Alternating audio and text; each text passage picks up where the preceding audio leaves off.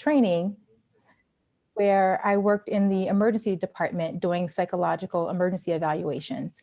And so you can imagine that's a moment where people are in pretty significant crises. And I thought, you know, how can we intervene sooner in the process? And why does it have to get so, you know, severe before we're willing to do something or seek help? And so I started thinking at that time, you know, how can I apply all of the wonderful skills and abilities that I've learned over time on a broader level, and so more people can benefit from them? And so I kind of just started thinking, and I found teaming a couple of years ago. And so it's very much my passion now, and that's where we are today.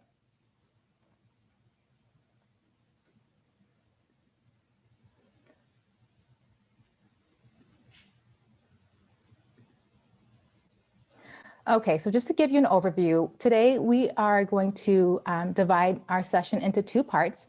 The first part will be more of a background or a context to understand the psychological safety, which is the second part that we're going to be demoing, and you'll be learning some skills from.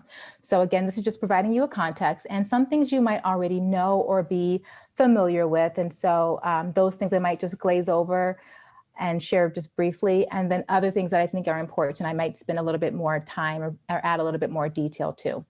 So again, from part one, we're going to talk about 4 things: synergy, shared leadership, diversity, and psychological safety.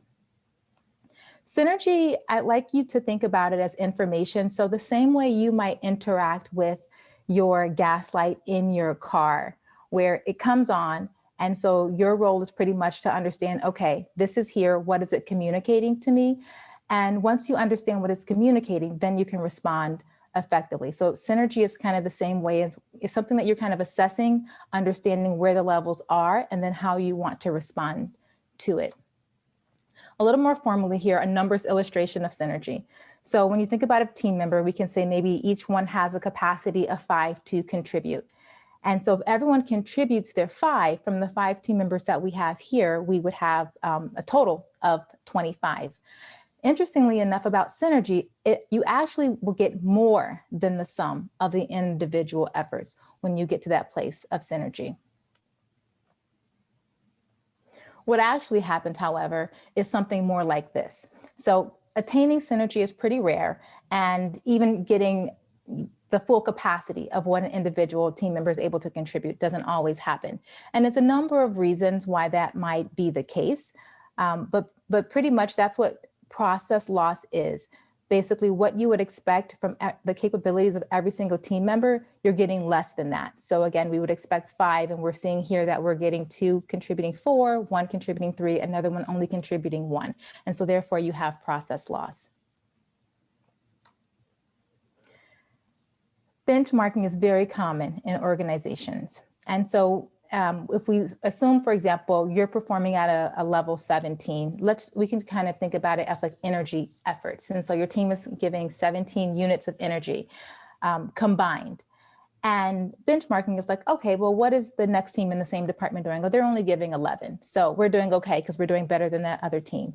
Or even if we're thinking about, you know, outside of our department or even outside of the university, what is this other university doing? Oh, they're only doing 11. We're better than them. We're great. And so we think we're doing okay if we're doing better than whoever we're comparing ourselves to. And so, you know, if we think we're doing okay, then there's no need to necessarily take action. So that's kind of where we are here on the left, where we're thinking, whatever I'm doing, it's working for me. So there's no need to take action. In the middle, however, we have the problem solver. And this is pretty common, where people are ready to take action when there's a problem. And so if we're like, okay, there's a problem, we need to do something about it, let's solve for the problem. So if we're taking this approach, then fine, we can say process loss is the problem, let's figure out what we can do about it to fix that problem. And then finally, we have growth-oriented. Growth-oriented, you're more so thinking, okay, there's more. You know, that's where the synergy is, right? This concept of synergy exists. Let's go for the synergy. And one could think that, okay, well, growth-oriented and being a problem solver, we're going to get the same results. Well, I would actually argue that you probably would not get the same results, and that the goal or the key is what you're focusing on. So for example, if you're focusing on dirt and you're looking for dirt, you're going to find a lot of dirt. If you're focusing on gold and you're looking for gold, that might require more effort and more energy, but you'll find it. And when you do find it, the value is going to be a whole lot higher than the dirt. So again, what's going to determine your action depends on what you're focusing on. Next, let's go ahead and talk about team leadership. So there's a variety of ways to lead teams. And what's more traditional here is what we have on the left, where you have the hierarchical leadership. You have one person that's in charge of the team and kind of gives the directives down to the team member. So that's more of the traditional approach. Hierarchical or top-down is also another way that it's referenced. The context that we're using today is shared leadership. And so shared leadership is, you don't really have a formal team leader or one person that's responsible, but rather the leadership functionalities or capabilities are shared across individual team members. And that could look very different depending on how that's been distributed across the team members. And I'll share a little bit more detail about that later. So I'm going to define two types of the shared leadership, and there's other approaches such as self-managed teams, but again, we're going to just focus on the two today. Distributed leadership defined is conjoint action of many people in either formal or ad hoc arrangements, providing the opportunity to engage a diversity of expertise distributed across the many, not the few. Shared leadership is defined as a dynamic interactive influence process among individuals and groups, for which the objective is to lead one another to the achievement of group or organizational goals, or both. Leadership is broadly distributed among a set of individuals instead of centralized in the hands of a single individual who acts in the role of a superior. One thing I do want to encourage you to do is to not look at shared leadership or hierarchical leadership as at odds with each other, like it's one or the other. They both have different functions within the organization. So again, there's a place for both of them. Now, shared leadership is an increasing trend because it has a lot of value. It has value to the organization, it has value to the individual, and it has value to the team. I think this quote nicely illustrates the value to the organization, and this is from Steve Jobs. It's a pretty popular quote. It doesn't make sense to hire smart people and then tell them what to do. We hire smart people so they can tell us what to do. So when you are thoughtful about your talent and you make decisions and you choose people, when you allow them to be leaders and share in that leadership, you get to have the fullness and the capacity of what you've hired them to do. The benefit to the individual is that it allows them to have a sense of agency. It also allows them to share a range of their abilities. So a lot of times they have capacity or abilities to do far more than what their job description might articulate. So again, allowing them to share in the leadership responsibilities gives them an opportunity to share in that broader range of abilities. They can also develop new capabilities and even grow in areas that they may not have realized that they were interested in or had the capacity, again, to grow into. The benefit to the team is that it allows individual team members to have that sense of ownership, that responsibility, and wanting to show up 100% for the team. It also allows them to be more engaged, and with engagement, sometimes we'll bring just enough to do the job, but when someone's engaged, you're going to contribute the extra effort. So they're bringing even more than what you would typically expect if they weren't a part of a shared leadership team. And then the concept of synergy, which is what we talked about before, where you're going to get this amazing effect when everyone's contributing 100%. And so I thought about it and I said, okay, Catherine, has there ever been a time where you were a part of a team where there was this shared leadership concept and you felt, exactly what I'm articulating here, this ownership, this engagement? And actually, yes, I have. So this is my team for the Executive MBA program that I am a part of. And this is the first week of class, and we were randomly assigned to a team, mostly based on our differences. So they specifically wanted to assemble a team of people that are not like each other at all. And we had about maybe 5 hours starting at 6 p.m. and it needed to be done at midnight to complete a complex project, which was solving a problem for an organization. So it was kind of nice because we all came into this team with different levels of experience, skill, and expertise. And so this is where that shared leadership came into play, where, we each get to lead in a certain way, depending on what our areas of strength and expertise were. And so, yes, I absolutely felt that sense of ownership and that engagement in participating with this team. Other team trends that we're seeing, this one should come as no surprise, diversity. What I would like to highlight is that there are different types of diversity.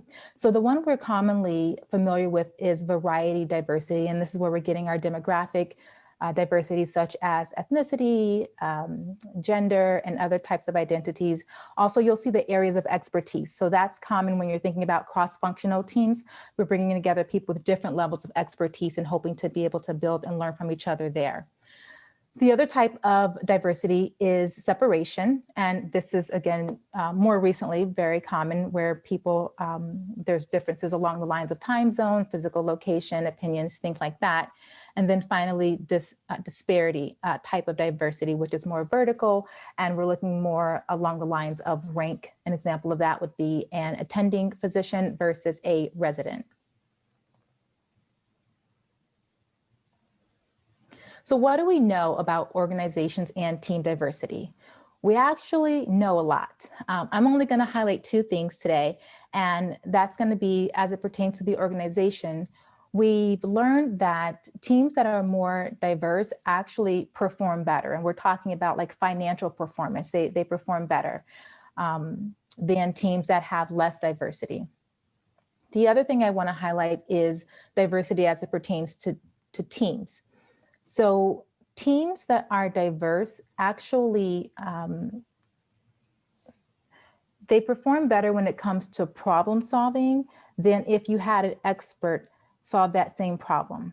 So in terms of like making the decisions and the conversations that come from making the decisions, when you have that diversity, you're going to get a richer quality of decision than if you just had one expert making that decision alone. The same thing for innovation, where when you have diverse teams, in some instances, that team will be more innovative. In other instances, research has not found that to be the case. And I'm going to elaborate on that interesting point in a bit as well. Okay, so we're saying, okay, diversity is great. It gives us better outcomes, better decision quality, innovation. Why isn't it the standard? So one of the things, let's just start by assembling the diverse team. That's really important. And I found it really interesting in my MBA program when the teams were assigned versus when people chose their own teams. It's no surprise that we tend to, maybe want to hire people that are similar to us, or we're just more familiar with it. The other thing is when we're thinking about, okay, well, what's going to be valuable to the team? Our own bias for sure is going to be in play there. So the team looks very, very different when people assemble it themselves versus when our, program assembled the team. But let's say we've got a diverse team. That's wonderful. Interestingly enough, it's assumed that somehow people know how to work with people that are different from themselves. And so that's not really a skill that's taught in terms of how do you work with someone that's different from you. There's a reason that we tend to flock towards people that are similar, because the burden is lower. It's easier. It's less of a learning curve. So there is a skill development that's necessary there. Unconscious bias training is something that's pretty common and popular now, and it's great and it's helpful. We all have unconscious bias. And so there is value to just becoming more aware of things that we do, things that we think, ways of interacting with others that might be outside of our conscious awareness. And then the other thing, so I just shared with you about the different types of diversity. So even in our diversity training efforts, they're wonderful. And at the same time, it doesn't necessarily account for the other types of diversity that exist. So what do we do? Psychological safety, I think, is an excellent solution to help with some of these challenges. Psychological safety is a team climate.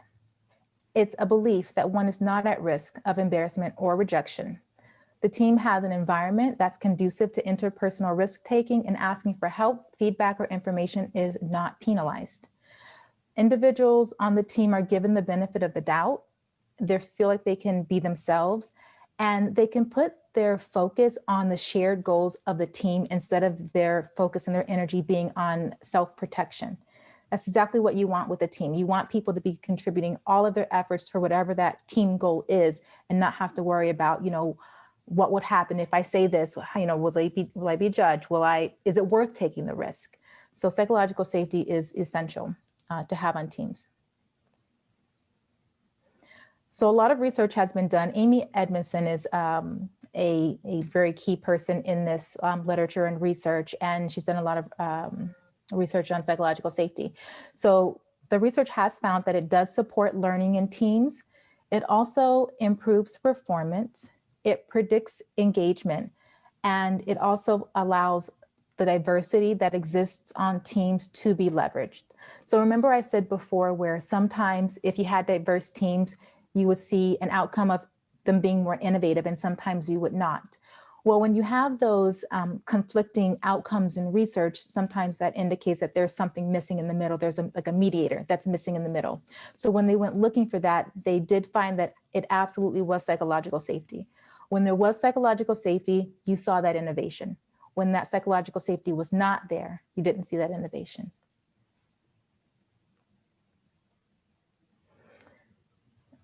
Okay, so what I would like us to be able to move from is the idea that it's all about diversity and just get diverse teams and you're gonna get those outcomes that you're looking for. You're going to be able to perform well, you're going to make better quality decisions.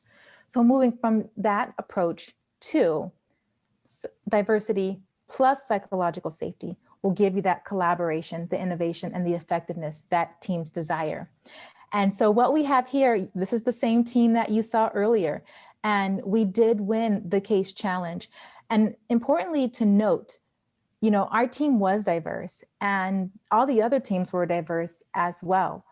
But we're the team that won. And I do believe that psychological safety played a very key role in making that happen. So here's our big question.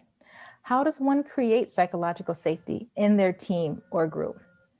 And that is exactly the question that I thought about and wanted to provide a solution for when I developed the Enhancing Team Psychological Safety virtual lab. So I'm going to play this promo that's going to give you a quick blurb of what this lab is all about, and then we'll proceed from there. Teams have changed. The most innovative teams are diverse, adaptive, and succeed with shared leadership. Every individual brings value and owns the responsibility for delivering team objectives. Collaboration is essential in this type of teaming environment. But when psychological safety is low, collaboration, innovation, and effectiveness suffers, resulting in subpar outcomes. What if team psychological safety was prioritized? What if everyone on the team felt safe to speak up? What if creativity bloomed and bold ideas blossomed? What if mistakes were reported quickly and resolved early? What if differences were valued and respected? What if the ability to make this a reality does not lie with the company, but within you? The Enhancing Team Psychological Safety Virtual Lab is an experiential course where you will learn how to shape team behavior in a community of professionals committed to raise the bar for their team. You will be challenged to experiment with new tools and techniques designed to bring out the best in you and your team. After completing this course, you will be more knowledgeable about team dynamics and processes and possess the skills and confidence to intervene appropriately to enhance your team's capability. The lab begins July 2021. Space is limited, so secure your spot now. Learn more at teamingstrategy.com.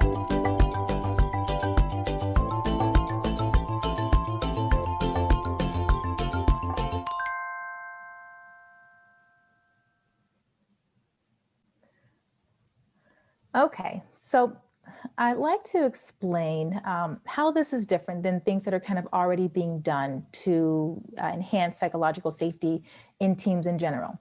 So typically, the responsibility will fall on the team leader here, where they're responsible for making sure their team has psychological safety.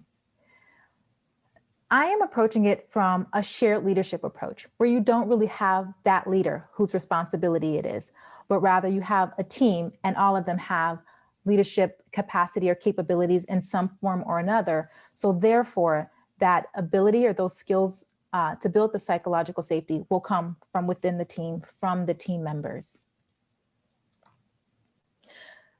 What's really important for everyone that's in this session is to not see yourself as a team leader, but rather a team member.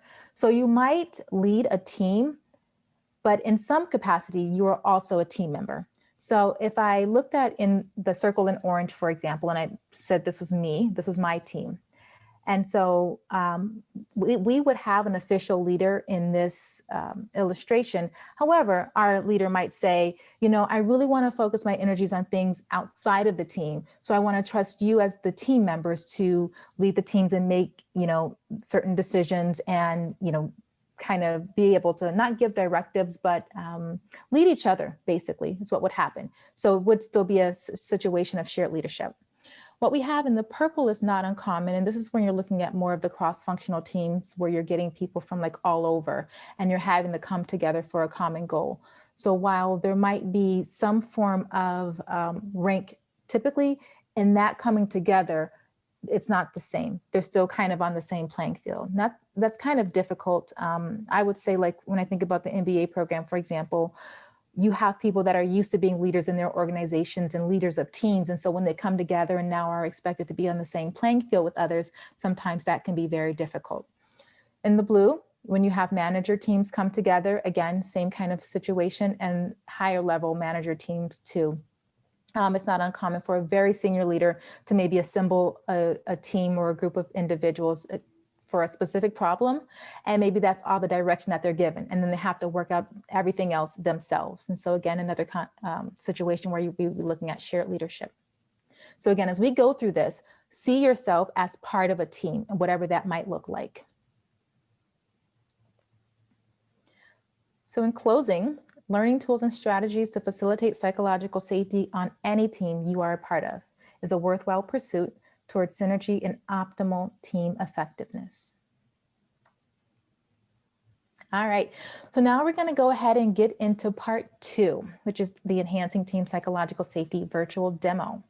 So the course is a 9-week course, and I'm going to pull a skill from week 6, and I'll talk about its use and application. Then I'm going to model what it would look like to use it. Then I'm going to have you practice using it.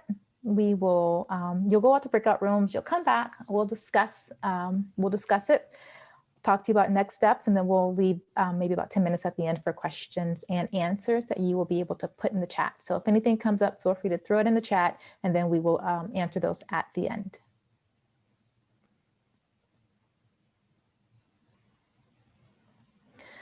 Okay, so the whole point of this is enhancing psychological safety on your team, or in the team or the group that you are a part of.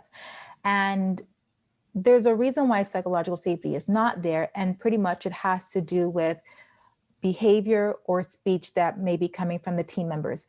And one of the things I would like to also make a note of is, you know, you are going to have you know, within an organization, you have the organization, and then you have the team, and then you have the individual. So there can be like a organizational culture, and then even within the organizational culture, there are still team cultures. And so specifically, we're focusing on the team. I'm not asking you to change your organizational culture, but the team culture, that's something you are going to have influence in. And so again, we're focusing on it's easy to think about like, okay, this is a problem team member or a problem person. It's not the person we're going to focus on. What we're going to focus on are the specific behaviors that are problematic. And that's where we're going to kind of influence the change. So it's the behaviors and the speech that can impede or either foster psychological safety.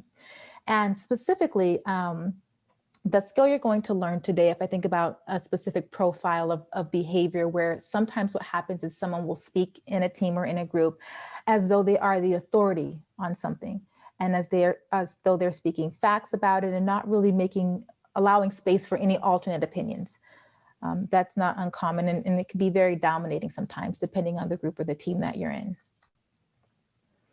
And so to address this type of behavior, this is an important term that I want you to learn, and it's called naive realism. What it refers to is the tendency for people to believe that their perspective of the world is correct and factual, based on objective reality, and that others see the world exactly as they do. If someone has a different perception, the assumption is that they are not rational or that they are biased or uninformed. So this happens.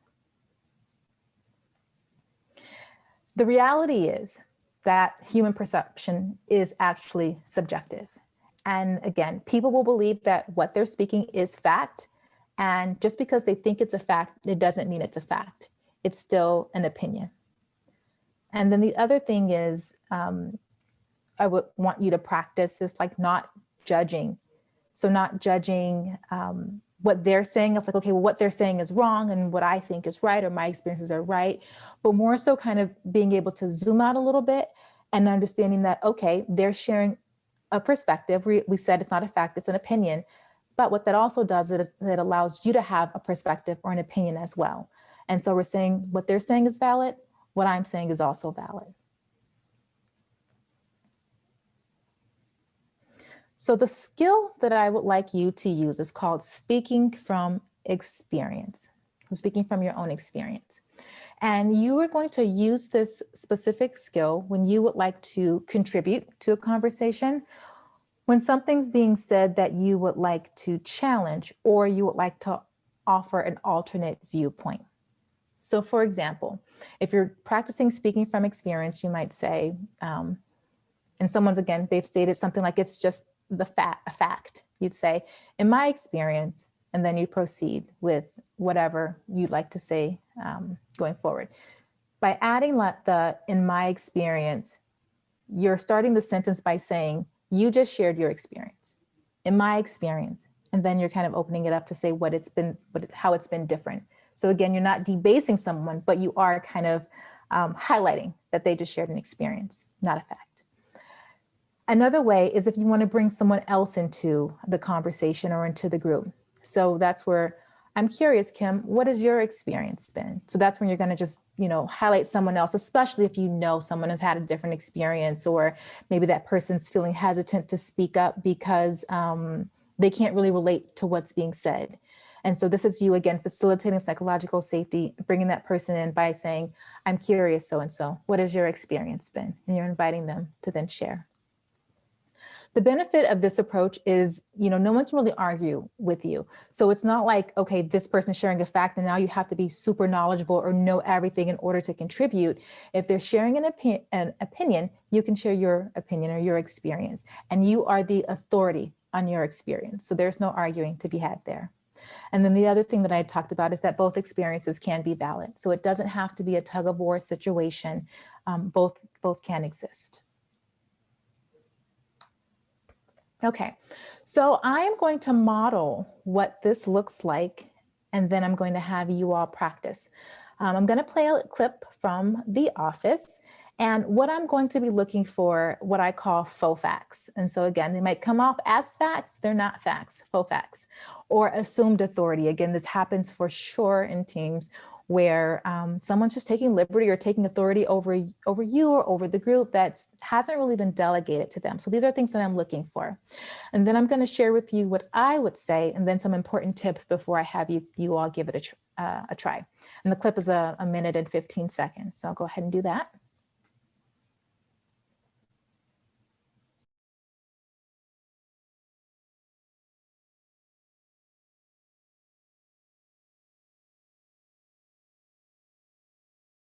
Okay, so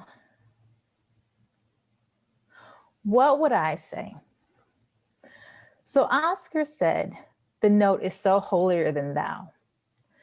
So if I was Pam speaking to Oscar using the my experience approach, because that's the point here, I'd say in my experience, when someone writes a note like that, it's because they have been cleaning up after others for a while and are feeling frustrated. Andy made the statement, the note is more obnoxious than the mess. In this instance, I would take the opportunity to hear someone else's perspective or opinion, because again, he's speaking it as though it's a fact and this is just true and you can't argue with it. This is just what it is. And so if I were Pam, I'd say to Angela, I'm curious, Angela, what is your experience of a note? We heard Offset or in her interview that she liked the note, right? But in asking her what her experience is, it kind of opens up the conversation and it says there are other ways of viewing this, and it lets someone kind of share that part. Meredith said, "Get off your high horse, Richie." And then when Pam asked, it doesn't mean they're rich, she said, "No, they're rich." So if I were Pam, I say to Meredith, that hasn't been my experience. I know many people who like things clean who are not rich. All right, so that's what I would say using the my experience approach. And these are just a few tips to remember. So again, notice that I'm not necessarily, attacking anyone or saying you're wrong. So we want to avoid that because again, the goal is facilitating psychological safety. So to come at it from that approach is going to do the opposite of psychological safety. So we don't want to do the very same thing that's, impeding safety to begin with. So we don't want to invalidate others' experiences. Stay in the moment. So in any instance, in any conversation, there's an opportunity to, jump onto some subject matter and go down some rabbit hole. We don't want to do that. We want to stay in the present moment. So whatever's kind of happening in that moment, stay in the present. We want to shift from right or wrong to different. So the right or wrong makes it a tug of war. One person has to win. We're not looking for winners. There are different perspectives. So we're just kind of acknowledging that they're different. And then the other shift that we're making is we're going from either or to both and. So again, we don't have to, say someone's wrong. We're just kind of saying both can exist. All right, I want to give a second for any questions or any points of clarification before I move on, and it's going to be your turn. So if anything I did or said is not clear, or you want me to elaborate or clarify anything, I want to give you a quick second to do that in the chat if you need to.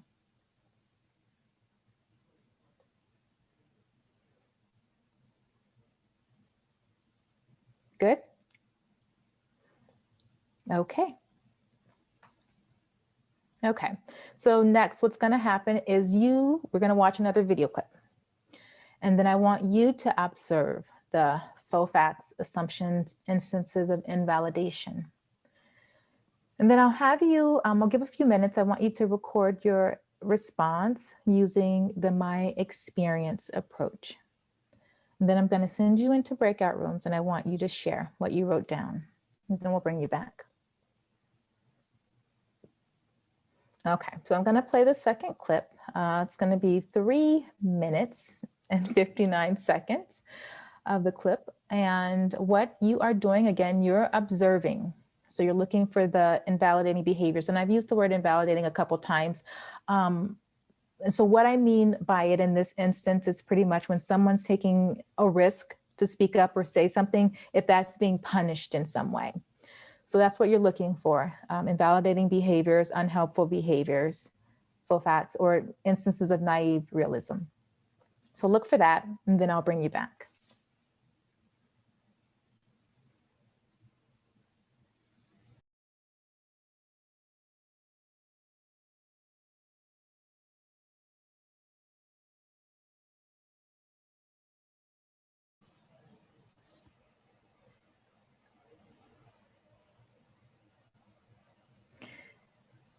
Okay. So I would like to give you a few moments and I would like you to just reflect on what you would want to contribute or challenge. What alternate perspective would you offer or who would you invite to share an alternate perspective or their experience?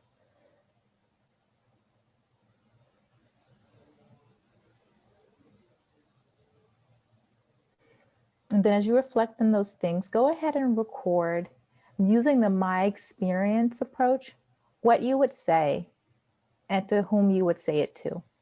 And I made the assumption so that everyone kind of knew who the characters were. But if you're not sure like what their names are, it's fine to just use descriptions of like, this is what they were wearing, or this is what they did. It's fine if you don't know their actual names.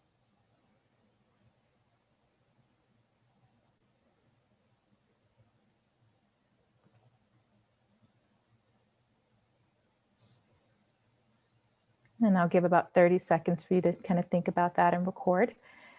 And then we're going to send you into breakout rooms to share in a few moments.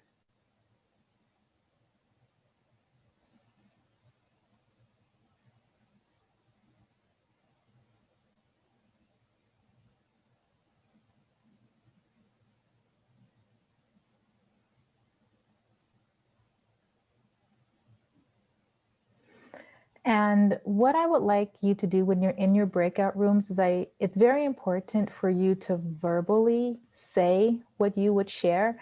Things sound very different in our heads than when we verbally articulate it. So I would like you to say it the way you would say it. I want you to hear it and I want them to hear it. And then it would be wonderful if every person in the room got a chance to share. And then we'll bring you back and we'll want to know what you talked about. Okay. Catherine, how much time in the breakout room? 10 minutes, please.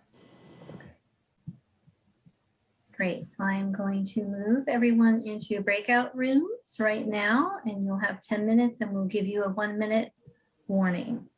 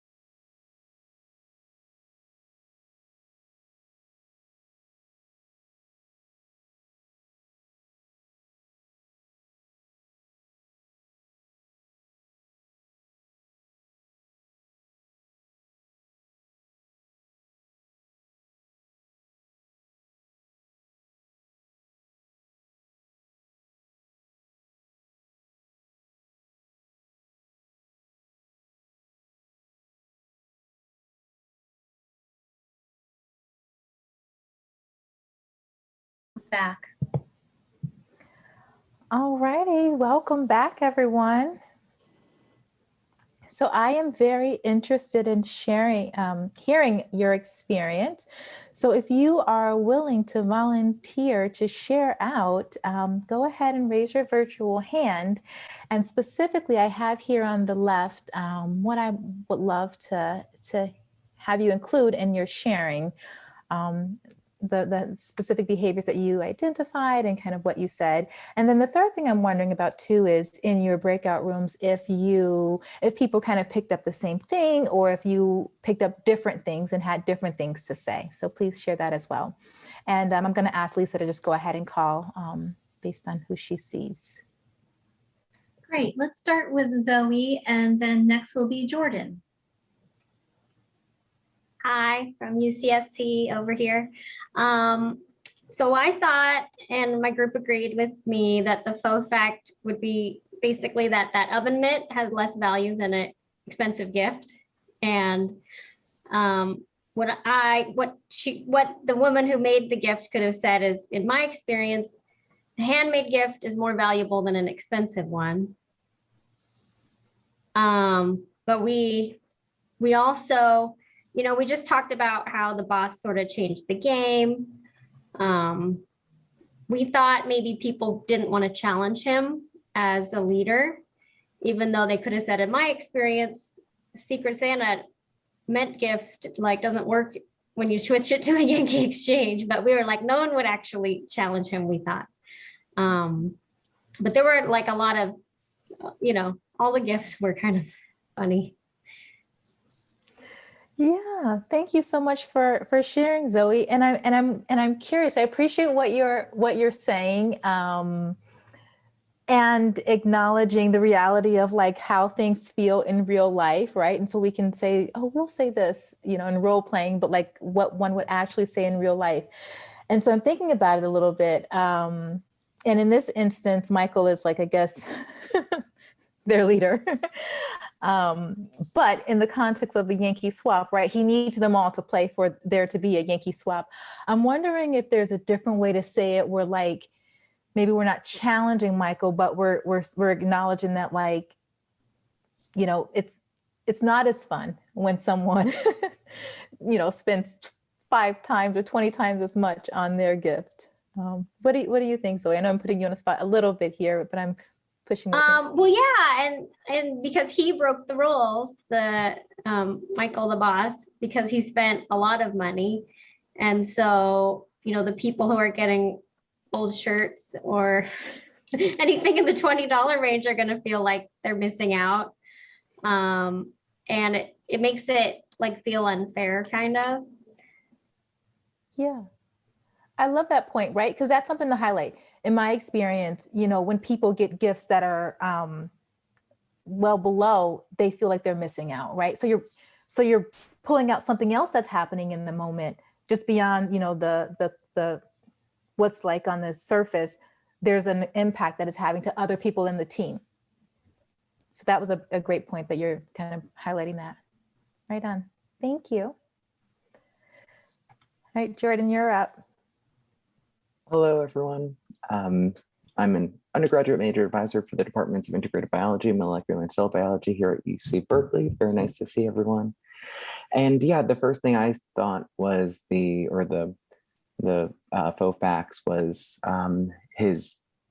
Michael's choice of moving away from the initial structure of the gift exchange, where they had initially put a price limit at $20 and he decided to buy a gift for $400. So in my experience, what I would say is, Michael, in my experience, when the committee works together to put on a fun event like this and we put a cap on the price, it's to ensure that everyone is having fun and isn't pressured to spend more than that they can, and is not made to feel guilty if they can't afford a nice $400 gift. So, it's so wonderful that you were able to afford something like that, but it kind of can make other folks feel insecure or self-conscious if they couldn't afford that as well. And I think in the future, it'd be great for us to talk about it, or at least talk about it with the planning committee, And so that was my kind of perspective. And I felt like as a group, we were all kind of on a same page, that Michael had, more or less disregarded some of the intent of having a planning committee and what were the reasons of having a planning committee. In this case, ensuring everyone has fun. That's kind of the intent. So we were all kind of on the same page there. Yeah. Really good. Really good. And I love it. I love how, in the same experience, right? We all watched the same clip, but like noticing different behaviors that are making the whole environment feel unsafe. So that's really good. And then being able to just pick that up or highlight that and bringing it, you're basically shedding light on something that's unhelpful, basically. So that's really, really good. Thank you so much for sharing. So we have someone else? Yes, Jan. Jan, go ahead, Jan. You have your hand raised. Yeah. I was just thinking about sort of the, I guess it was the guy who played the elf who was handing out the gifts, and people would respond, which is lovely, right? You could hear people's reactions and they could talk, say thank you or what have you, explain their gift. And they kept getting shut down. Oh, that doesn't matter. Oh, that's enough. And just occurred to me what I might say about that is, wow, and I'm interested, Catherine, it's just sort of the right framing. Wow, I'm really interested in hearing people's responses. I would love to hear how people feel after they get the gift. Yes, excellent. I was wondering if anyone was going to highlight Dwight is the elf. Yeah, right. Because he's a colleague. He's on the same level, and he's shutting people down. You're sharing your experience or really participating, and when you do, it's like, oh, we're moving on. Mm-hmm. Yeah, I like that. And so, Jancy, again, what you would say to? I would say, I'd really love to hear how people are responding to the gift or hear what people have to say about the gift that they're giving. Yeah, I like it.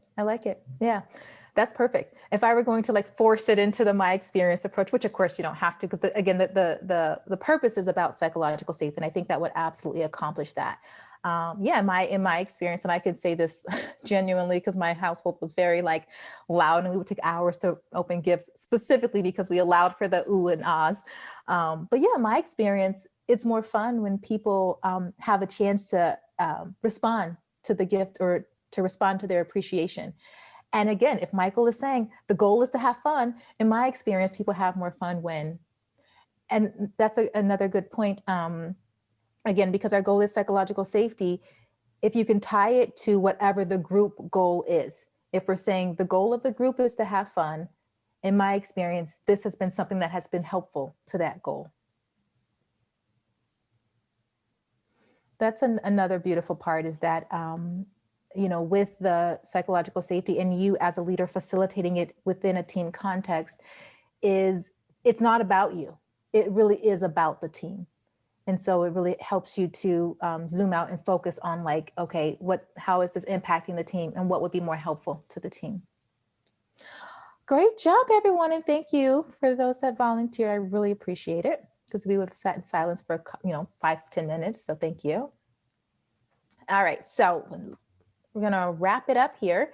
So again, basically being able to master the skill, you'll be able to have the ability to speak up, to share alternative perspectives, opt out of groupthink, because there for sure is a tendency to just go with the group. But this gives you an ability to opt out, and also, letting others in the group know that they can also opt out. That is an option. And then also limiting invalidating behaviors. So next steps, if you're like, Catherine, this is really cool, I would love to do the virtual lab. Go to teamingstrategy.com/virtual lab. And then there's a place where you can view curriculum, and it'll show you the 9 weeks and the different things that you'll learn over the course of the 9 weeks. One in particular is dealing with difficult team members. I've had my fair share. I know a lot of people have had their fair share. So that's one of the things that we talk about over the 9 weeks, but you're welcome to do that. If you're like, I don't know if I want to do a virtual lab, but I'd love to learn more, you can always just go there and just learn more and poke around. And then if you're like, I'm actually pretty good, my team is pretty safe, but I'd love to support what you're doing, feel free to find me on LinkedIn. You can follow the LinkedIn page. You can, follow me if you feel so motivated, and then share the promo video also on LinkedIn. I would totally appreciate that. So thank you all very, very much for attending. And now I want to open it up for questions, if there are any, or if there's anything I can clarify.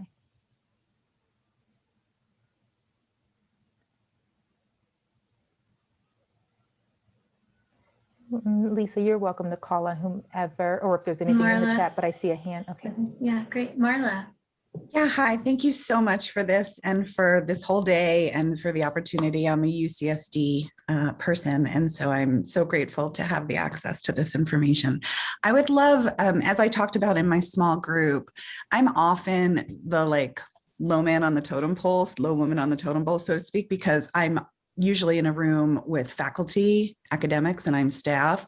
So they're all PhDs and are always right, very opinionated. So it's not that I have a problem calling them out, but in front of each other, like in a public forum, when there are other staffers or when they're in front of each other, it's really like, I'm very old fashioned. So I don't tend to even call people in public arenas when it's a diverse hierarchy. So just if you have any strategies for, calling the faux facts or identifying the experience when really your experience is not valued, especially, as female, non-white, non-PhD, there's I'm constantly in the environment of being devalued or undervalued. And I'd like to capitalize on your very smooth, your charisma. I mean, my God, that alone, is so good. But anything you can give strategy wise in that environment, I would be really grateful for. Yeah, I love your question. Thank you for asking, Maria. I'm going to ask you a clarifying question. So in that instance, you're in the room with these individuals. Why are you in the room? What's your So I'm a program manager. So I'm the kind of go-between from the staff level to the academic level, and I'm often transacting. I'm making decisions. I'm hiring. I'm helping plan budgets. I'm projecting out years where we're going. I'm financial strategies, things like that. Okay, perfect. Okay, so first thing I would say, you're there for a reason. So acknowledging that value that you're bringing to the table. And this is where that naive realism is going to come into play because, for sure, right, if they're a PhD, they know a lot about whatever they have their PhD in, and they know nothing about a lot of other things, right? If they could do program management, you wouldn't need to be there. So you have value. Your presence in that room has value. And so just coming to the room with that approach, that perspective. And then, I'm hearing what you're saying in terms of, wanting to be respectful and not calling anyone out. And that's super important, again, because the goal is not to call anyone out or to shame anyone. And I would say coming from the perspective of whatever you're there for. So sometimes I might say, if I'm sharing something, I will say, well, from so for example, on my own team, if I want to say something and I think we should do something a certain way, but I want to add a little extra strength behind it, I'll say, well, from a change management perspective, and then I'll go ahead and say it, right? Because I know I can speak from that. I'm the only one on my team that has taken change management, right? So I know what I'm talking about, but I'm saying it from that perspective, and that automatically gives me some type of credibility to then proceed in whatever I'm going to say regarding it. And so that's kind of the idea with my experience, or if you're, representing another group, from this perspective, and then add what you're going to say. And so it's not, their perspective has value, and your perspective has value. From a program management perspective, I'd be thinking about this, or from a budget perspective, these are some of the considerations I'd be thinking about. Yeah. Great question. I love it. Do we have time for one more? Marla, and we had some questions about your course, Catherine. Some people are asking if they're from another campus location like UCLA, UCSD, or even Berkeley, how can one attend? Can they attend? And is there a cost for the course? There is a cost for the course. I shouldn't start with that. I should say, yes, attend, and then I'll end with the cost. So I designed it to be virtual, as a matter of fact, because I want as many as people that want to attend to be able to attend.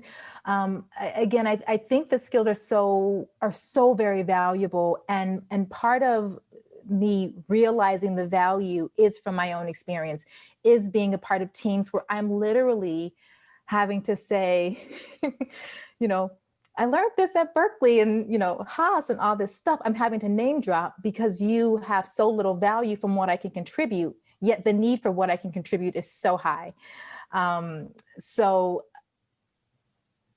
the whole point is just to say there's a lot of value and need for the content of the course. It is virtual. Anyone can attend. The cost is $349. And one of the things on the frequently asked page, you know, once you click in, I have the actual course page where it goes through the curriculum, but it has some frequently asked questions. And one is like, will my company reimburse? I don't know, but some companies do have like budgets or things you can use for education. So that might be something that could be helpful if it's a little bit of a, I don't want to call it a barrier, but if it's a consideration. Yeah, the other cool thing about it that I should differentiate here, we use the office to simulate situations. In the course, we will talk about actual like real life situations. So we're going to be talking about your team and I'm going to have you experimenting and trying out different things. And the other thing that's really important with this particular type of skill set is being able to find your voice in it. So there's a way that I might say it that fits my personality, but it's super important for you to find a way to say it so that it fits your personality. So that's also part of the process. It's like developing that language and practicing it out. And like with any skill, the more you do it, the better you get at it. But yeah, it's definitely designed for you to see the results that you want in your environment. And there was a question, are there any discounts offered for the course? Email me. I can make something work. You know, I mean, I work at Berkeley, right? So it's not all about you know, it being the generating revenue, but at the same time, it's really important to me to be able to share some of the tools and the skills that I teach people on an individual level on a broader scale. So that's most important. So message me. You can either use my UC Berkeley, find me on LinkedIn, whichever way is most easy for you, and we can make something work.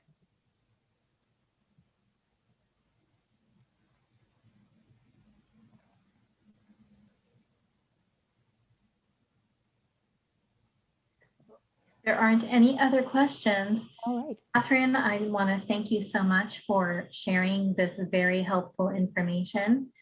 And in my experience, this has been an amazing workshop. And I'm speaking from my experience as a moderator and workshop presenter. So thank you for sharing your expertise and these great tips. And have a good afternoon, everyone.